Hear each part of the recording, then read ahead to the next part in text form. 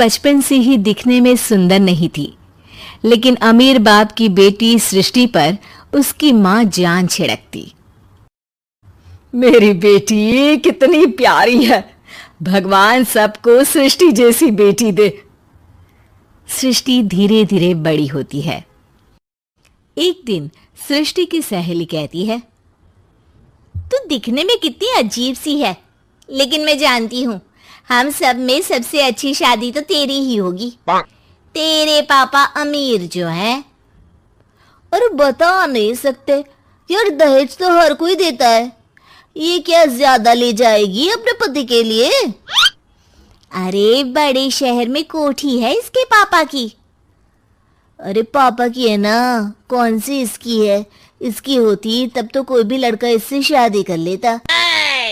अरे पापा की मतलब पापा की है तो मेरी ही है ना? किसने कहा?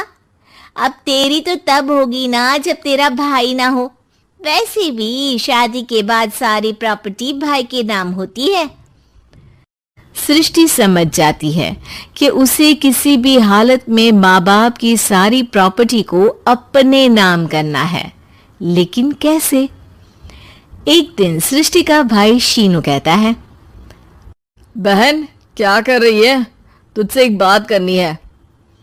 अरे हाँ हाँ करना, मैं तो तेरी बहन हूँ। बहन मेरी लाइफ में ना एक लड़की है, बहुत अच्छी है। मैं सोच रहा हूँ माँ और पापा से बात करूँ शादी के लिए। सृष्टि को समझ में आ जाता है कि भाई की शादी होते ही भाभी उसे एक दिन भी घर में बर्दाश्त नहीं करेगी। क्या बात है भाई, बताना कौन है वो? यार वो बहुत अच्छी लड़की है, पढ़ी लिखी है, मेरे साथ जॉब भी करती है। बस एक प्रॉब्लम है। हाँ प्रॉब्लम? क्या प्रॉब्लम है भाई? यार वो शादीशुदा है, लेकिन उसके पति ने उसे सिर्फ इसलिए छोड़ दिया क्योंकि उसके माँ बाप दहेज नहीं दे पाए। सृष्टि ये सुनकर न जाने क्यों खुश हो जाती है। अरे भाई तो क्या हुआ, लड़की तुझे तो पसंद है ना? शीनू को लगता है कि बहन उसे समझ रही है। वो इस बात से अनजान होता है कि उसकी बहन की मंशा पूरा घर हड़पने की है। सृष्टि अपनी माँ से कहती है, मम्मी मुझे तो बहुत चिंता है। पता है शीनू क्या कर रहा है? अरे क्या कर रहा है? वो तो काम पर जाता है और वापस घर आता है। नहीं ना माँ, वो यही तो नहीं कर रहा, बाकी सब कर रहा है। आपको पता है उससे प्यार है, और वो भी एक शादीशुदा लड़की से। हैं? ये क्या हो गया? मैं सोसाइटी में क्या मुंह दिखाऊंगी? अरे तेरे पापा तो यही कहेंगे कि मैंने ही उसे बिगाड़ दिया है। माँ देखो, मेरी बात मानो, पापा पर भी विश्वास करने की जरूरत नहीं है। अब आप ही बताओ, पापा इतनी देर घर के बाहर रहते हैं क्यों? बोलो। अरे बेटा वो तो नौकरी करते हैं ना। तू बहुत भोली है माँ। पापा का ऑफिस तो 7 बजे खत्म हो जाता है, लेकिन देखो कितनी देर से आते हैं। अरे नहीं नहीं बेटा, ऐसी कोई बात नहीं है।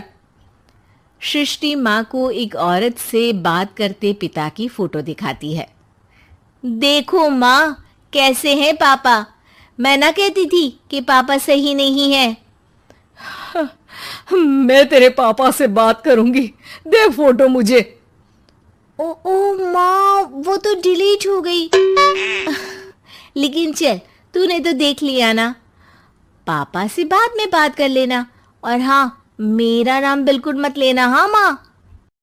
अब क्या था, सृष्टि के माँ और पिता के बीच झगड़ा होना शुरू हो जाता है। सृष्टि के मन में क्या चल रहा था कोई नहीं जानता था।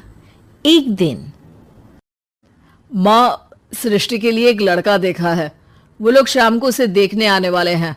और हाँ माँ, एक खुशखबरी, मैं और पापा मिलकर एक नया बिजनेस ट्राई कर रहे हैं। शाम को लड़का आता है, सांवले रंग का। सृष्टि को तो बिल्कुल भी पसंद नहीं आता। लड़की की माँ कहती है, लड़की का चेहरा तो कोई खास नहीं, लेकिन अगर मेरे बेटे को आप लोग सेटल कर दे तो मैं उसकी शादी आपकी बेटी से करवा दूं। सृष्टि को लड़का बिल्कुल पसंद नहीं था। उसे भाई पर गुस्सा आ जाता है। लड़के वालों के जाने के बाद कहती है, माँ देखा शीनू मेरे लिए कैसा लड़का लेकर आया, न दिखाने लायक न सुनने लायक, सेटल भी नहीं, वो भी हम करे। अरे माँ मैं जानती हूँ ये मेरी शादी किसी भी घर में क्यों करवाना चाहता है। अरे कैसी बात कर रही है बहन, तूने तो देखा ना, लड़के को मैंने ही मना कर दिया तुझसे शादी के लिए। जिसने लड़का बताया था उसने उसकी बहुत तारीफ की थी। बात आई गई हो जाती है, लेकिन सृष्टि का मन शांत नहीं होता। क्या करूं कुछ समझ में नहीं आ रहा। मेरी शादी हो गई तो ये लोग पूरी प्रॉपर्टी शीनू के नाम कर देंगे, मेरे हाथ तो कुछ लगेगा ही नहीं। तभी सृष्टि को आइडिया आता है। वो किसी वकील को फोन करती है। जी देखिए, अगर आपके मम्मी पापा का तलाक हो जाता है तो आपके पिता की आधी प्रॉपर्टी आपकी माँ के नाम हो जाएगी, फिर उसे वो किसी को भी दे सकती है। सृष्टि अब माँ को बेटे के खिलाफ भरती है। माँ शीनू पर नजर रखा करो, वो जिस लड़की के प्यार में है ना वो शादीशुदा है। यहाँ आएगी सारा पैसा रुपया जमीन जायदाद सब हड़प लेगी। पापा का भी हाल तुमसे छुपा नहीं है। ऐसा ना हो कि मैं और आप एक दिन सड़क पर भीख मांगे। हे भगवान, मैं तो जीते जी मर जाऊंगी अगर ऐसा हो गया तो। ऐसा हो गया नहीं माँ, ऐसा ही होगा। अभी समय है, आगे का सोच लो। मैं तो कहती हूँ पापा से आधी प्रॉपर्टी लेकर अलग हो जाओ। पापा की आधी प्रॉपर्टी भी हम लोगों को अगर मिल जाती है ना तो अगले 7 जन्म सफल समझो। बेचारी माँ बेटी के कहने पर पति से तलाक लेकर अलग हो जाती है। सृष्टि अब पैसों से गाड़ी और अपने दूसरे महंगे शौक पूरे करने लगी। उसके दोस्त भी उसके पैसे इस्तेमाल करते। सृष्टि, कल तुम कहाँ थी?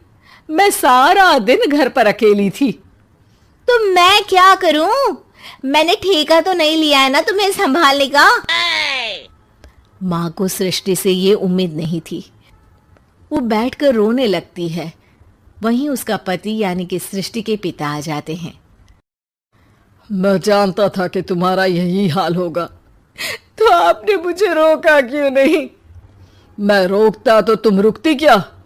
सृष्टि के कहने पर तुमने मुझ पर अपने बेटे पर शक किया, लेकिन तुम ये भूल गई कि कैसे हम दोनों ने मिलकर जीवन में इतना सब खड़ा किया। माँ पति के गले लग जाती है। मुझे माफ कर दीजिए, मैंने आपकी कमाई का एक बड़ा हिस्सा गवा दिया। कोई बात नहीं, तुम साथ हो तो मैं ऐसी 7 प्रॉपर्टी खड़ी कर दूंगा। तभी वहां सृष्टि आ जाती है रोते हुए। माँ, मयंक ने मुझे छोड़ दिया।